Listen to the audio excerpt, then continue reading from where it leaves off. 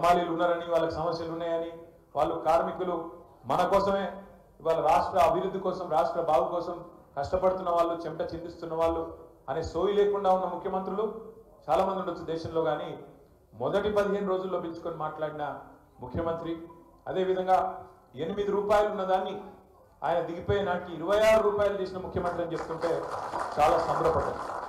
అట్లాగే సందర్భాలు తలుచుకుంటే ఎన్నో గుర్తొస్తాయి. కష్టం వచ్చినప్పుడే నాయకుడు విలువ తెలుస్తుంది. ఏదైనా కష్టకాలం వచ్చినప్పుడే నాయకత్వ పటిమ, నాయకత్వ విలువ, నాయకత్వ లక్షణాలు తెలుస్తాయి. కరోనా వచ్చింది. కరోనా వస్తే మీకు యాదుకుండాలి, క్రికెట్ మ్యాచ్కి ఎంతమంది అయితే టీవీలో ముంగట కూర్చుంటారో కేసీఆర్ ప్రెస్ మీట్కి అట్లా కూర్చుంటారు మొత్తం టీవీలో ముంగట. సార్ ఎప్పుడు మాట్లాడతాడు, ఏం చెప్తాడు వినాలే, ధైర్యం వస్తుంది సార్ మాట వింటే.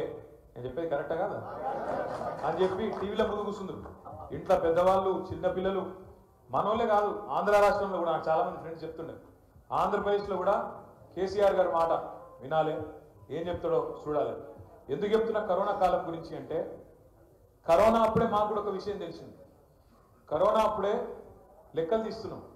ఎందుకంటే నాకు గుర్తున్నారు, మున్సిపల్ మంత్రి మేము నాకేమనిపించిందంటే కరోనా వచ్చినప్పుడు రాష్ట్రం అంతానేమో ఎక్కడోళ్ళు అక్కడ ఇళ్ళల్లో ఉంటున్నారు, పారిపోతున్నారు, లేదా మా ఊరికి వెళ్ళిపోతాం, ఇక్కడ మాకు చిన్న చిన్న అరలలో ఉండస్తలేదు, ఒకళ్ళకి కట్టుతుంది పోతామని చెప్పి ఎక్కడోళ్ళు అక్కడ వెళ్ళిపోతాను.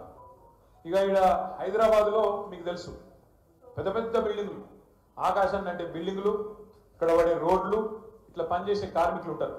ఇటుక బట్టీలలో కానీ, క్రషర్ల కాడ కానీ, లేదా కాంట్రాక్టర్ల కాడ కానీ, నిర్మాణ రంగంలో కానీ పనిచేసే కార్మికులు ఉంటారు. రాష్ట్రం అంతానేమో ఎక్కడోళ్ళు అక్కడ మేము రైలు ఎక్కిపోతాం, బస్సు ఎక్కిపోతాం, నడుచుకుంటూ పోతాం అవసరమైతే, కానీ ఇక్కడ మాత్రం ఉండమని చెప్పి అందరూ పారిపోయే పరిస్థితి.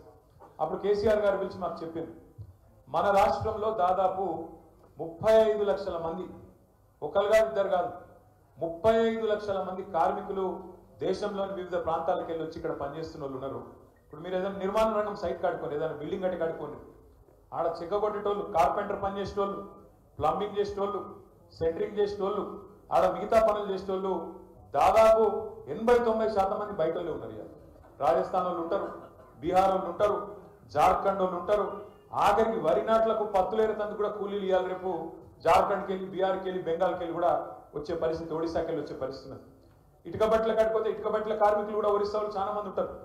నువ్వు ఇక్కడ ఏదన్నా హోటల్కి పోతే అలా సప్లై చేసే పిల్లగాళ్ళు కార్మికులు ఎవరైతే ఉంటారో ఎక్కువ మేరకు ఒడిస్సా, జార్ఖండ్ ఆ ప్రాంత పిల్లలు ఎక్కువ ఉన్నారు. ఇట్లా మొత్తం లెక్కలు తీసినాం, 35 లక్షల మంది వెళ్ళింది.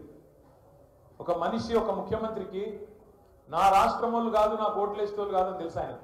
నా రాష్ట్రం వాళ్ళు కాదు, నాకు ఓట్లు వేసేవాళ్ళు కాదని తెలుసు. కానీ మనసున్న ముఖ్యమంత్రి కాబట్టి, కార్మిక పక్షపాతి కాబట్టి ఆ రోజు కేసీఆర్ గారు ఒక మాట అన్నారు, మీకు యాదుకుండాలి, టీవీలలో ఉంటే చూడొచ్చు. ఏమన్నాడు? వీళ్ళు కార్మికులు కాదు, మా రాష్ట్ర డెవలప్మెంట్ లో భాగస్వాములు, పార్ట్నర్స్ అన్న ఒకే ఒక్క ముఖ్యమంత్రి కేసీఆర్. అంటే కార్మికుల గురించి నాయకుడికి ఉండే సోయి, ఆలోచన, మీ కష్టం గురించి ఆయన గుండెల్లో ఉండే ఆర్తి, ప్రేమ, అది ఉంటే నిర్ణయాలు అవుతాయి. సీనన్న చెప్పినట్టు, మనోళ్ళు చెప్పినట్టు అవుతాయి. ఎప్పుడైతే కార్మికుడు కష్టం తెలిసినోడైతే అవుతాయి. ఈ డెవలప్మెంట్లో, ఈ రాష్ట్ర డెవలప్మెంట్లో మీరు ఓటర్లు కాకపోవచ్చు, ఇక్కడ నీకు ఓట్లు లేకపోవచ్చు, నీకు రేషన్ కార్డు లేకపోవచ్చు, కానీ నువ్వు మా రాష్ట్ర డెవలప్మెంట్ల పార్ట్నర్ కాబట్టి నీకు నేను 1000 రూపాయలు జేబులో పెట్టి, భోజనం పెట్టి, టికెట్ ఫ్రీగా ఇచ్చి, రైళ్లు నేను పెట్టి నీ ఇంటికాడ దింపొస్తా అని చెప్పిన ఒకే ఒక్క ముఖ్యమంత్రి భారతదేశంలో కేసీఆర్. ఒక గది కేసీఆర్ నాయకత్వం అంటే, ఒక గది కేసీఆర్కు కార్మికుల పట్ల ఉన్న ప్రేమ అంటే. కేసీఆర్ గారికి ఏదో కార్మికుల పట్ల ప్రేమ ముఖ్యమంత్రి అయినాక రాలేదు. ఆనాడు కేంద్రంలో యూపీఏలో మనం 2004లో అధికారంలో చేరినప్పుడు మొదలు కేసీఆర్ గారికి షిప్పింగ్ పోర్ట్ఫోలియో ఇచ్చింది. ఓడరేవులది పోర్ట్ఫోలియో ఇస్తే డిఎంకే వాళ్ళు పంచాయతీ పెట్టింది, మాకు కావాలి, మాకు ఇస్తా అన్నారు. అంటే 24 గంటలు పోయి మన్మోహన్ సింగ్ గారికి, మొన్ననే చనిపోయింది పెద్ద మనిషి, పోయి ఆయన చేతుల కాగితం పెట్టి, నేను ఈ పదవుల కోసం రాలేదు, ఇంకో దానికోసం రాలేదు, నేను వచ్చింది తెలంగాణ కోసం, వాళ్ళకి ఇచ్చేయి, నువ్వు మళ్ళీ ఇచ్చకపోతుంది లేకపోతే అని చెప్పి వెంటనే ఆ కాగితం వాళ్ళ చేతులు పెట్టి వచ్చినాడు కేసీఆర్ గారు. దాదాపు 9 నెలలు ఏ పోర్ట్ఫోలియో తీసుకోలేదు. తీసుకోక ఆఖరికి 9 నెలల తర్వాత పార్లమెంట్లో ఆనాడు ప్రతిపక్షం వాళ్ళు, బీజేపీ వాళ్ళు, క్యాబినెట్ల పోర్ట్ఫోలియో లేని మంత్రి ఉంటాడా?